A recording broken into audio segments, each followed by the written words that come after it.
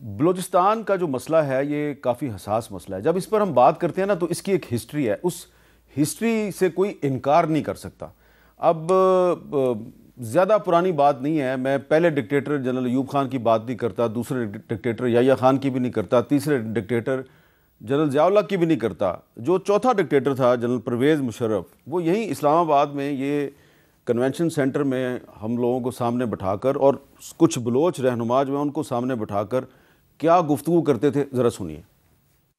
Bloch अवाम के खिलाफ कोई एक्शन नहीं हो रहा है। एक अगर सरदार की आप बात सुनते हो, ये रिंद साहब बैठे हैं, ये सरदार बैठे हुए हैं यहाँ, ये तो बिल्कुल खुश बैठे हैं, ये बैठे हुए हैं यहाँ मेरे सामने, और ये उनके बराबर में मंगल साहब बैठे हुए हैं, वो भी सरदार हैं।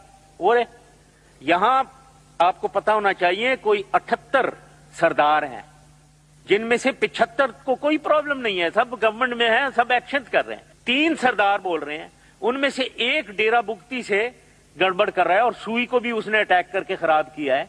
उसको आपने क्या हक दिया है कि वो पाकिस्तान या बलोच का सारे पूरे बलोच कौम के लिए आवाज उठाए? आपने हक दिया? बलूचिस्तान में आधे पख्तून हैं, आधे बलोच हैं। अब आधे बलोच को लो, बलोच में मैंने आपको बता दिया ये बैठे हुए हैं। तो एक डेरा बुगती में जिसकी पॉपुलेशन मेरे ख्याल में 1 लाख भी नहीं है, उधर से एक आदमी अगर उठकर नेशन को की रिट को चैलेंज करता है, क्या उसके खिलाफ बोलना चाहिए या उसके हक में बोलना चाहिए? अच्छा, इसके बाद क्या हुआ? इसके कुछ अरसे के बाद अकबर बुगटी साहब जो हैं वो पहाड़ों में चले गए और वहाँ पे क्या हुआ ये एक लंबी कहानी है, और अब वो शहीद बलूचिस्तान कहलाते हैं। और फिर मुस्लिम लीग नून की हुकूमत ने उनके नाम पर एक ट्रेन भी चलाई, अकबर बुगटी एक्सप्रेस। अब मैं जो है वो सिर्फ ये डॉक्टर तारिक फजल चौधरी साहब गुजारिश करना चाहता हूँ कि क्या ये पॉसिबल है कि जब आप बलूचिस्तान का मसला हल करने की तरफ आएंगे तो आपको एक ऑब्जेक्टिव डिबेट तो करनी पड़ेगी। वो डिबेट भी हम करने के काबिल हैं या नहीं है? मेरे साहब, डिबेट से तो कभी भी कोई दरवाजे ना हमने बंद किए हैं, ना हम कभी करेंगे, बल्कि हम जब तमाम स्टेक होल्डर्स की बात करते हैं तो बड़े ही खुले दिल के साथ करते हैं, खुले जहन के साथ करते हैं। उसमें किसी तरह की कोई पॉलिटिकल लाइकिंग डिसलाइकिंग वो शामिल नहीं होती, और ये तकाजा है इस सूरत हाल को काउंटर करने का, इस सिचुएशन को हमेशा के लिए हल करने का यही रास्ता है। अच्छा, ये मैंने इसलिए क्लिप चलाया कि इसमें परवेज़ मुशर्रफ साहब ने कहा, ये आपके सामने रिंद साहब बैठे हुए हैं, वो इशारा कर रहे थे सरदार यार मोहम्मद रिंद साहब जो उनकी हुकूमत में वज़ीर भी थे। आज मैं चैलेंज करता हूँ, यार मोहम्मद रिंद को बुलाएं, किसी भी टीवी चैनल पे आप बुलाएं और उसको कहें कि वो हुकूमत जो कुछ कर रही है इसकी हमायत करे। बिल्कुल नहीं करेंगे। अब वो भी उसी तरह सोचते हैं जिस तरह अख्तर मैंगल साहब सोचते हैं। क्या आपसे मैं पूछना चाहता हूँ, आपका ताल्लुक़ पंजाब से है, क्या बलूचिस्तान के मसले पे हम एक बामैनी और ऑब्जेक्टिव डिबेट करने के काबिल हैं? मीर साहब, अगर तो सियासी लोग करेंगे बात तो बिल्कुल हम काबिल हैं।